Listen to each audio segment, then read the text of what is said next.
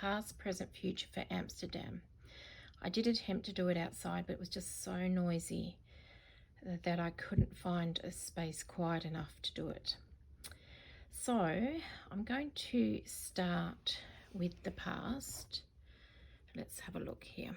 So in the past, there has been a lot of conflict in this country. I feel that there has been, going way back before recorded history, that there was a lot of tribal infighting in the area, and the fighting was over land because land was scarce. So a lot of karma in the land because of the infighting and all the energy that was put into the land because of that. So having been here a couple of days, I've heard that Amsterdam has had a few things like fires and floods going on in its past, and I feel that there is still some of that energy to be cleansed. So often when there are fires and floods and natural disasters, it's cleaning their land of energy. In saying that, there is a lot of water in Amsterdam, and areas that are prone to flooding and get flooded regularly will have less karma in the land to clear. So there is karma stuck in the land. It will be cleared over time, over the next 1,000 years. And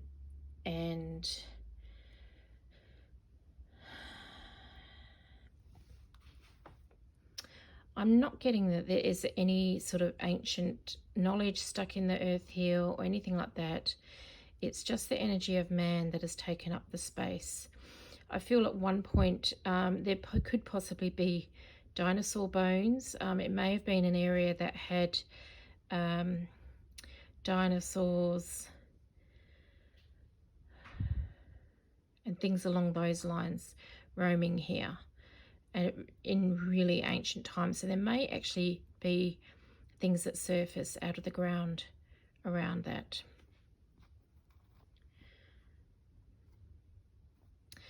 Presently, there is a sort of grumbling around because of that karma that still needs to be clear in the land.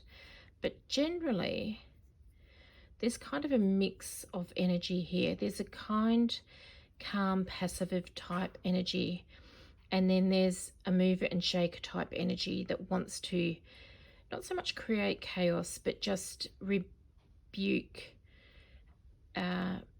establishment, if you like. So it's almost like there may be some professional protesters here with an energy of whatever the government says, we will protest and want to do the opposite.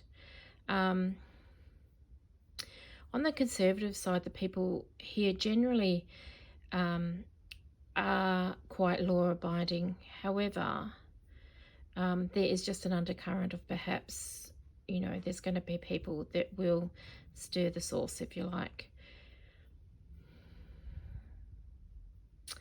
The laws around prostitution and the widespread use of marijuana have sort of smothered a lot of the underbelly, but there's still a bit of that going on that might rear up in the near future. I don't think it's anything out of the ordinary for Amsterdam. In fact, whatever trouble rears up is something that perhaps the police deal with on a regular basis. All right, so let's look at the future. So I'm hearing the future's so bright that we have to wear shades. So I think there's quite a bright future for this place. It is somewhere that's been occupied for a long time in recent history.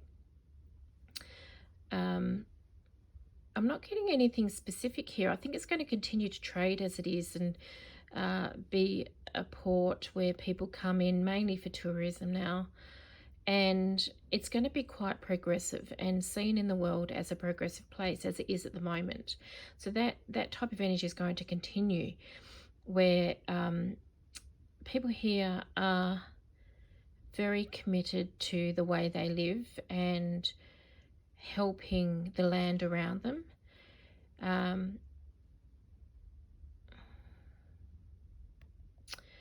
some reason I'm getting a strong link to Scotland here, so I'm not quite sure what that's about. Geographically, I don't know how close they are. I'd have to look on a map. But there is a strong link to Scotland here.